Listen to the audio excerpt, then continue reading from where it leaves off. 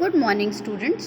आज मैं आपको गृह मंत्रालय का या मिनिस्ट्री ऑफ होम अफेयर्स का पहला पार्ट पढ़ा चुकी हूँ और आज अब उसका दूसरा पार्ट पढ़ाएंगे। पहले भाग में मैंने आपको बताया किस तरह से गृह मंत्रालय का गठन किया गया आज़ादी के बाद, किस तरह से जितने भी अतिरिक्त कार्य जिनको नहीं किसी मिनिस्ट्री को सौंपा गया था उन्हें गृह मंत्रालय को दे दिया गया। इसी वजह से गृह मंत्रालय सबसे इम्पॉर्टेंट डिपार्टमेंट कहलाया जाता है और इसे मदर मंत्रालय या मातृ मंत्रालय या मदर मिनिस्ट्री भी कहा जाता है। प्लीज़ इस वीडियो को देखने के बाद शेयर कीजिएगा, लाइक करिए, फॉलो करें, कमेंट करें। जो भी सुझाव आप देना चाहते हैं उन्हें मुझे बताएं ताकि मैं इसे और इम्प्रूव कर सकूं, और बेल आइकन को प्रेस करना बिल्कुल ना भूलें ताकि जब भी मैं नेक्स्ट वीडियो अपलोड करूंगी आपको तुरंत पता चल जाएगा और आप इस वीडियो को देख पाएंगे।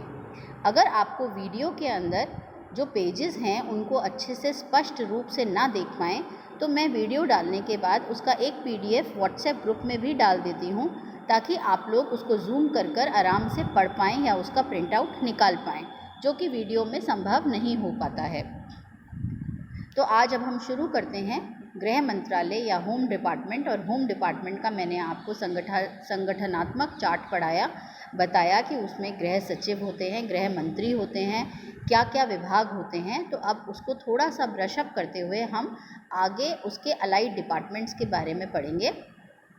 तो सबसे पहले गृह मंत्रालय के बारे में हमने उस दिन पढ़ा था पहले वीडियो में कि गृह मंत्रालय के मुख्यतः 4 विभाग होते हैं। पहले आंतरिक सुरक्षा विभाग, जिसको हम बोलते हैं इंटरनल सिक्योरिटी डिपार्टमेंट। दूसरा होता है राज्य विभाग, जो राज्यों से डील करता है, यानी कि डिपार्टमेंट ऑफ स्टेट। तीसरा होता है राजभाषा विभाग, यानी कि ऑफिशियल लैंग्वेजेस डिपार्टमेंट, जो ऑफिशियल लैंग्वेजेस के बारे में सारे रीजनल सेंटर्स को कोऑर्डिनेट करके उनके बारे में देखता है। और चौथा होता है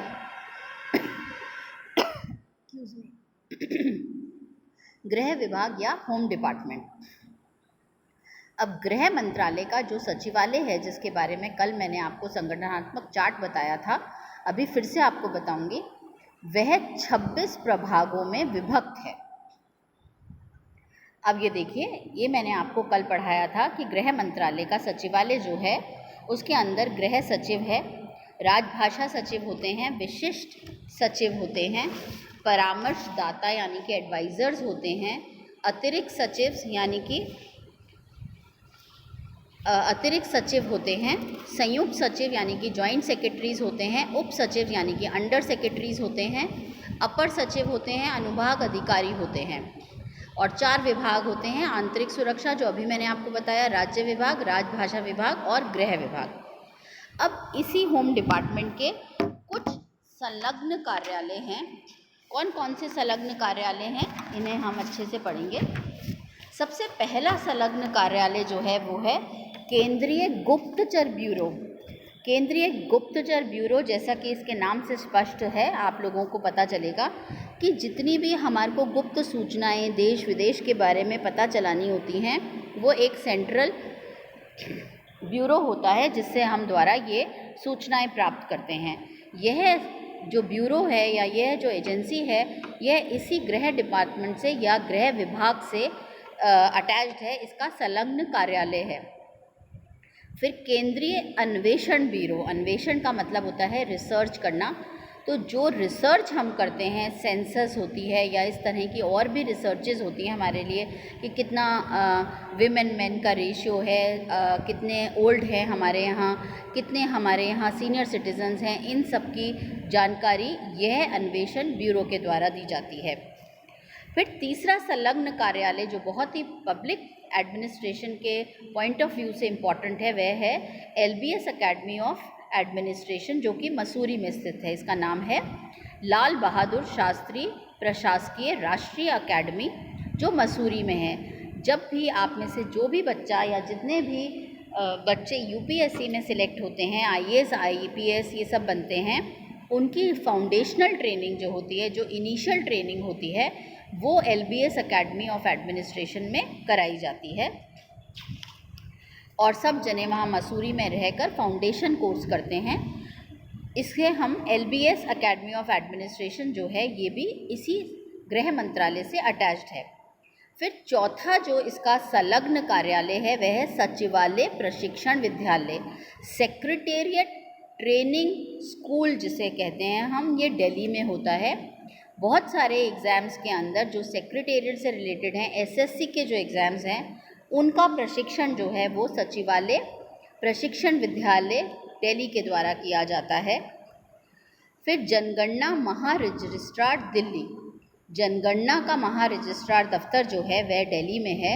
इसका काम होता है जनगणना करना, हमारे यहाँ कितनी जनसंख्या है, क्या सेंसस है, उसके अंदर का डेटा निकालना, कितने लड़की कितने मेल हैं, कितने फीमेल हैं, कितने बुज़ुर्ग हैं, कितने एडल्ट्स हैं, कितने बच्चे हैं, बच्चों में भी कौन कौन से किस किस इनकम ग्रुप्स के हैं, ये सब बाइफरकेशंस या ये सब बाइफरकेशंस और ये सब जो चीज़ें हैं, ये सब चीज़ें जो हैं वो हमें इसी से पता चलती हैं। फिर उसके बाद आता है केंद्रीय रिज़र्व पुलिस। केंद्रीय रिज़र्व पुलिस की जो एकेडमी है वह पुलिस की ट्रेनिंग कराता है और वह मध्य प्रदेश में स्थित है। सातवां जो इसका संलग्न कार्यालय है वह सीमा सुरक्षा बल है, जिसे हम बॉर्डर सिक्योरिटी फोर्स बोलते हैं। बॉर्डर सिक्योरिटी फोर्स दिल्ली में है। केंद्रीय सतर्कता का आयोग है। इस केंद्रीय सतर्कता आयोग जो है इसके 3 पार्ट में इसको या 3 भागों में हम विभाजित करते हैं। इसका एक मुख्य कार्यालय होता है जिसको एक सतर्कता अधिकारी देखता है। फिर एक तकनीकी परीक्षक संगठन होता है जिसे सतर्कता अधिकारी देखता है, और एक विभागीय जांच आयुक्त होता है कार्यालय, इसे भी एक अधिकारी को देखता है। तो तीन कार्यालय इसके डिवाइडेड हैं। केंद्रीय सतर्कता का आयोग के मुख्य कार्यालय, तकनीकी परीक्षक कार्य यानी कि टेक्निकल डिपार्टमेंट, विभागीय जांच यानी कि डिपार्टमेंटल इंक्वायरी कार्यालय। तो ये सारे के सारे संलग्न कार्यालय हैं हमारे गृह विभाग के या गृह मंत्रालय के। अब गृह मंत्रालय के संलग्न के साथ साथ अधीनस्थ कार्यालय होते हैं। ये अधीनस्थ कार्यालय जो हैं वह निम्न प्रकार से हैं।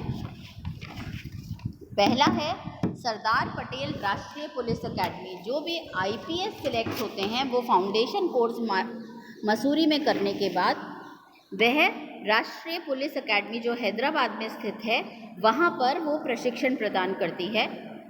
दूसरा कार्यालय जो अधीनस्थ कार्यालय है वह समन्वय निदेशालय वायरलेस पुलिस दिल्ली।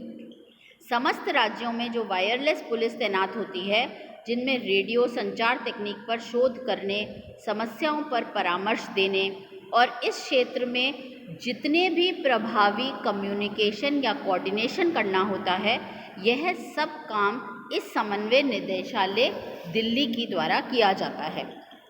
फिर तीसरा संलग्न कार्यालय या जो अधीनस्थ कार्यालय है वह राष्ट्रीय अग्नि सेवा महाविद्यालय नागपुर। नागपुर में जो ये फायर ब्रिगेड्स हैं, जो फायर से रिलेटेड जितने भी जॉब्स हैं जिनका रिक्रूटमेंट होता है, उनका प्रशिक्षण देने का कार्य, अग्निशमन से रिलेटेड सारी जॉब्स के कार्य का प्रशिक्षण देने का कार्य जो है वह राष्ट्रीय अग्नि सेवा महाविद्यालय नागपुर करता है। चौथा अधीनस्थ कार्यालय है राष्ट्रीय नागरिक सुरक्षा महाविद्यालय नागपुर। चौथा वाला इंस्टीट्यूट भी नागपुर में ही स्थित है। आपातकालीन में संकट की स्थिति से निपटने के लिए, जिसे हम डिज़ास्टर मैनेजमेंट बोलते हैं, यह महाविद्यालय लोक सेवकों और नागरिकों का मनोबल या मोटिवेशन बढ़ाए रखने के लिए, आपातकालीन स्थिति में, इमरजेंसी की स्थिति में, कियोस की सिचुएशन नहीं हो, घबराहट की सिचुएशन नहीं हो, तो यह नागरिकों को और लोक सेवकों को प्रशिक्षण देता है कि अगर बाढ़ आ जाए या आग लग जाए या रायट्स हो जाएं या किसी भी प्रकार की कोई भी आपातकालीन स्थिति आ जाए तो हमें किस तरह से उसको बहादुरी से उसका निपटारा करना है। पांचवा अधीनस्थ कार्यालय जो है वह है भारत तिब्बत सीमा पुलिस दिल्ली, ITBT। इसको हम भारत तिब्बत सीमा की सुरक्षा, शांति और व्यवस्था रखने के लिए भारत सीमा पुलिस का गठन किया गया है, और ये भारत तिब्बत सीमा पुलिस जो है इसका कार्यालय दिल्ली में कार्यरत है, ये जिसका कार्यालय दिल्ली में स्थित है, और इसमें उन्हीं जो आईटीबी में सिलेक्टेड जो बच्चे हैं या जो व्यक्ति इसमें कार्यरत हैं उन्हें प्रशिक्षण का कार्य ये भारत तिब्बत सेवा पुलिस अकेडमी दिल्ली जो है वह करती है। फिर छठा कार्यालय जो अधीनस्थ है वह है क्षेत्रीय पंजीयन कार्यालय। हमारे देश में जितने भी नागरिक बाहर से आते हैं, कोई भी व्यक्ति हमारे यहाँ पर बाहर से बिना पंजीकरण के, बिना पंजीकृत के नहीं आ सकता। कोई भी जना हमारे यहाँ आता है तो उसका पंजीयन किया जाता है। यह क्षेत्रीय पंजीयन कार्यालय यही काम करता है। इसके 4 कार्यालय हैं, एक दिल्ली में स्थित है, एक कलकत्ता में, एक बॉम्बे में और एक चेन्नई में। ये चारों कार्यालय चारों जगह पे जो फ़्लाइट्स आती हैं या जितने भी विदेशी हमारे देश के अंदर प्रवेश करते हैं उन सबके पंजीयन का कार्य ये करते हैं। फिर 7वां कार्यालय जो है वह है भ्रमणशील नागरिक आपातकालीन पुलिस दिल्ली। क्या है कि एक तो नॉर्मल पुलिस होती है, एक पुलिस होती है जो हर समय घूमती रहती है कि कहीं अगर इमरजेंसी, अचानक किसी 2 बंदों में लड़ाई हो गई या अचानक आग लग गई या कहीं पर भी किसी भी आपातकालीन स्थिति में पुलिस की आवश्यकता हो तो उसे बोलते हैं भ्रमणशील नागरिक आपातकालीन पुलिस, जिसका कार्यालय दिल्ली में स्थित है। यह पुलिस दल आपातकाल के समय पुलिस की सहायता करता है। यह असैनिक प्रवृत्ति का होता है और भ्रमणशील रहते हुए आपातकाल से निपटने में पुलिस की सहायता करता है। फिर 8वां कार्यालय जो है वह है हिंदी प्रशिक्षण क्षेत्रीय कार्यालय।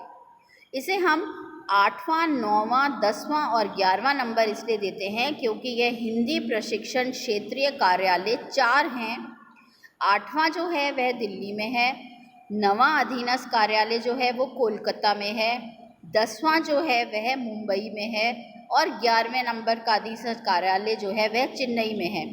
इन सभी कार्यालयों की स्थापना हिंदी के प्रशिक्षण के लिए की गई है कि जितने भी व्यक्ति लोक सेवाओं में कार्यरत हैं उन्हें बेसिक हिंदी, यानी कि हम किसी की भाषा को समझ पाएँ, क्योंकि हमारी नेशनल लैंग्वेज हिंदी है तो हिंदी को हम समझ पाएँ, इसलिए उनको इसमें ट्रेनिंग दी जाती है कि वह हिंदी को अच्छे से समझ पाएँ।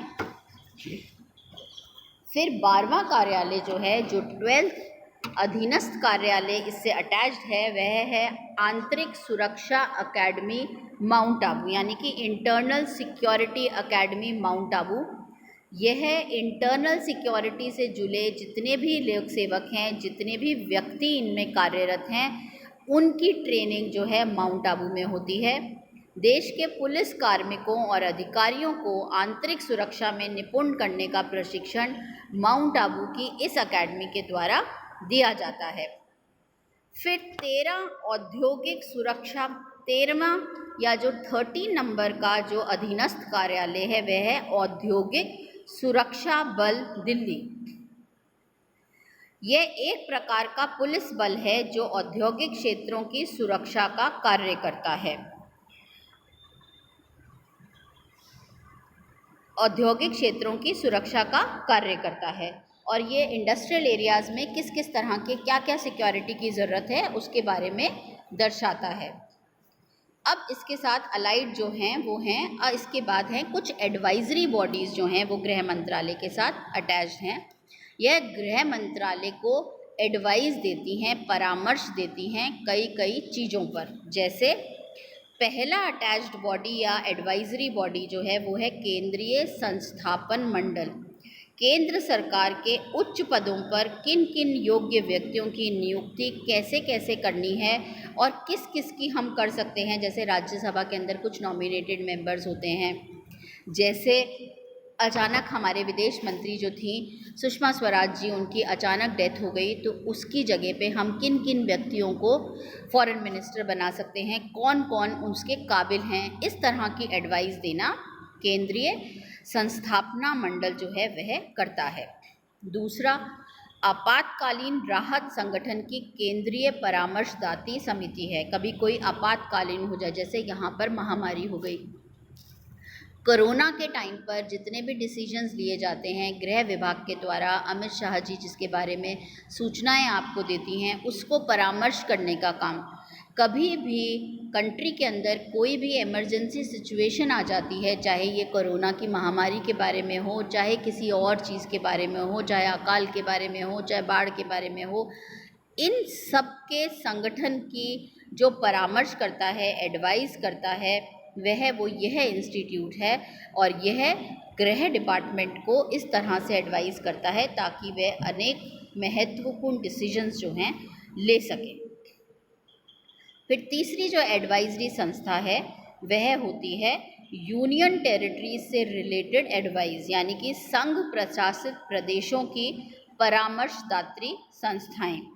कौन कौन से हमारे यहाँ संघ प्रशासित प्रदेश हैं? इनके कुशल प्रशासन के लिए गृह मंत्रालय के पास 3 समितियां हैं। पहली अंडमान निकोबार द्वीप के लिए परामर्श, दूसरी लक्षद्वीप, मिनिकोय एवं अमन द्वीप के लिए, और तीसरी चंडीगढ़ प्रशासन के लिए। चंडीगढ़ जैसे आपको मालूम है वह पंजाब और हरियाणा दोनों की कैपिटल है और हम उसको यूनियन टेरिटरी के दर्जे में भी रखते हैं, लेकिन उसके लिए अलग से परामर्श दात्री संस्था या एक कमेटी बनाई गई है।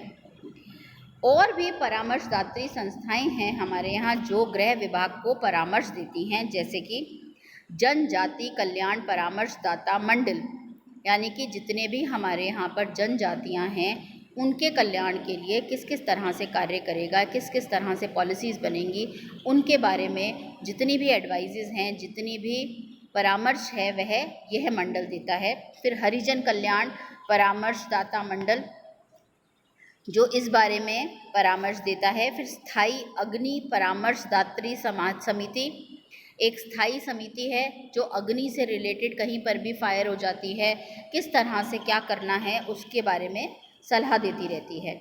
और एक जो है वह है केंद्रीय नशाबंदी समिति, यानी कि नशा, किसी भी तरह का नशा एक व्यक्ति की सेहत के लिए हानिकारक है, उसकी फैमिली, उसके पूरे परिवार के लिए और पूरे नेशन के लिए नशा जो है वो नाश का काम करता है। तो नशे को रोकने के लिए, नशाबंदी हमारे यहाँ पर नशे को बढ़ावा ना मिले इसके लिए कई तरह के कानून बनाए जाते हैं। इन सब की एडवाइस, इन सब की सलाह जो है वो केंद्रीय नशाबंदी समिति जो है वह देती है।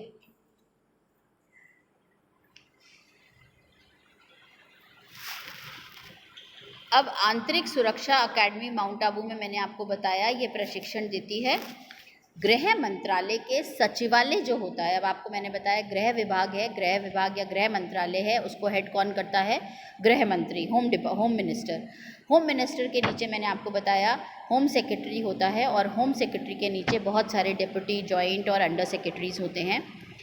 तो गृह मंत्रालय का जो सचिवालय है, जैसे कैबिनेट मिनिस्टर्स हैं उनका कैबिनेट सेक्रेटेरिएट होता है, इसी तरह से होम डिपार्टमेंट का अपना एक सचिवालय है। तो गृह मंत्रालय का जो सचिवालय है उसके कार्य 26 प्रभागों में विभक्त हैं। कौन कौन से 26 प्रभाग मैं आपको बताती हूँ। पहला प्रशासन एवं O&M। O&M का मतलब होता है ऑर्गेनाइजेशन एंड मैनेजमेंट। ये आपके डायरेक्टली पब्लिक एडमिनिस्ट्रेशन से रिलेटेड डिपार्टमेंट है जो यहाँ पर ऑर्गेनाइजेशन यानी कि संगठन, मैनेजमेंट यानी कि प्रबंध को देखता है, प्रशासनिक संगठन एवं प्रबंध को देखता है। दूसरा है प्रशासनिक सतर्कता विभाग। तीसरा है अखिल भारतीय सेवा प्रभाग जो अखिल सेवाओं को देखता है, जो भी हमारे यहाँ पर IAS और इनकी सेवाएं हैं उनका कैसे काम करना है, रिक्रूटमेंट, ये सब इनको देखता है। केंद्रीय सचिवालय सेवा प्रभाग, केंद्रीय सचिवालय यानी कि सेंट्रल सेक्रेटेरिएट कैसे कार्य करेगा उसके बारे में यह सचिवालय है। स्थापना विभाग यानी कि इस्टेब्लिशमेंट। विदेशी एवं नागरिकता प्रभाग, विदेशी जो नागरिक आते हैं उनको सिटीजनशिप देनी है या किसकी सिटीजनशिप है, किसका पीरियड यहाँ हमारे यहाँ ख़त्म हो गया, इन सबको देखता है। जुडिशियल प्रभाग यानी कि न्यायिक प्रभाग। आपातकालीन सहायता प्रभाग यानी कि इमरजेंसी में क्या सहायता देनी है उसके बारे में देखता है। स्थापना अधिकारी प्रभाग, पुलिस प्रभाग, राजनीतिक प्रभाग और इसी तरह से राज्य पुनर्गठन प्रभाग। राज्य पुनर्गठन प्रभाग क्या करता है, हम कभी भी आपने देखा होगा हमारे बहुत सारे राज्य हैं, कभी बढ़ते हैं कभी घट जाते हैं। कभी हम 2 राज्यों को मिला के एक बड़ा राज्य बना देते हैं, कभी हम एक बड़े से राज्य को विभाग में प्रशासन की सहायता के लिए या प्रशासन की सहूलियत के लिए डिवाइड कर देते हैं। तो एक राज्य पुनर्गठन प्रभाग यह कार्य करता है। फिर हमारे यहाँ है राज्य पुनर्गठन सेवाएं, उनके अंदर जो लोक सेवक कार्य करते हैं उनको देखता है। संघीय प्रदेश प्रभाग प्रशासन एवं सेवाएं। फिर है संघीय प्रदेश विभाग जो विधायी कार्य करता है, यानी कि संघीय प्रदेश प्रभाग के 2 पार्ट्स हैं, एक जो प्रशासन एवं सेवाओं को देखता है और दूसरा जो विधायी यानी कि जुडिशियल चीज़ को देखता है। फिर एक है सरकारी भाषा प्रभाग। फिर कश्मीर, जम्मू एंड कश्मीर, आपको मालूम है अभी तक उसको अलग स्टेटस दे रखा था, अब 370 ख़त्म हो गया है, लेकिन कश्मीर का प्रभाग जो है सचिवालय में अलग चलता है। एक कल्याण प्रभाग यानी कि सोशल वेलफेयर प्रभाग। वित्त एवं लेखा यानी कि फाइनेंस एंड अकाउंट्स जो देखता है वह प्रभाग जन शांति निदेशालय। सार्वजनिक प्रभाग, सार्वजनिक शिकायत प्रभाग यानी कि पब्लिक ग्रीवेंसेस का कंप्लेन का प्रभाग। ट्रेनिंग का प्रभाग। और फिर संयुक्त मंत्रण एवं अनिवार्य पंच निर्णय प्रभाग, यानी कि जितनी भी हमारे यहाँ प्लान्स होती हैं, 5 ईयर प्लान्स, प्लानिंग्स और ये सब होती हैं, इन सब के मंत्रणा के लिए भी एक विभाग बना रखा है। फिर सचिवालय सुरक्षा संगठन भी एक 26 प्रभागों में से प्रभाव है। और फिर एक शोध प्रभाव है जो रिसर्च का काम करता है। तो सचिवालय के ये 26 मैंने आपको प्रभागों के बारे में बताया जो गृह विभाग के सारे कार्य करने में यह सचिवालय उनकी सहायता करता है। अब जो तीसरा पार्ट है, जो तीसरा वीडियो है गृह मंत्रालय का, क्योंकि गृह मंत्रालय अपने आप में मैंने आपको बताया उसको हम मात्र डिपार्टमेंट बोलते हैं, इतना बड़ा भाग है, तो उसकी दूसरी एडवाइजरी और पार्लियामेंट्री बॉडीज़ भी हैं। एडवाइजरी बॉडीज़ तो मैंने आपको बताई जो परामर्शदात्री संस्थाएं हैं, और दूसरी हैं पैरामिलिट्री बॉडीज़ यानी कि अर्धसैनिक बल। तो अब जो तीसरा वीडियो मैं बनाऊंगी उस तीसरे वीडियो में मैं आपको पैरामिलिट्री जो बॉडीज़ हैं या जो अर्धसैनिक बल हैं हमारे देश के, उनके बारे में मैं आपको विस्तार से समझाऊंगी। थैंक यू बच्चों, आपने वीडियो को देखा, सुना। प्लीज़ इसको लाइक करिएगा और सब्सक्राइब करिएगा और साथ ही साथ बेल आइकन प्रेस करिएगा ताकि जब भी मैं नया वीडियो बनाऊं आपके पास नोटिफिकेशन आ जाए और आप उससे रिलेटेड कोई भी सवाल मुझे पूछना चाहें आप पूछ सकते हैं। व्हाट्सएप नंबर भी आपके पास है और इसके अंदर भी कमेंट्स में आप उसके सुझाव दे सकते हैं। Thank you so much.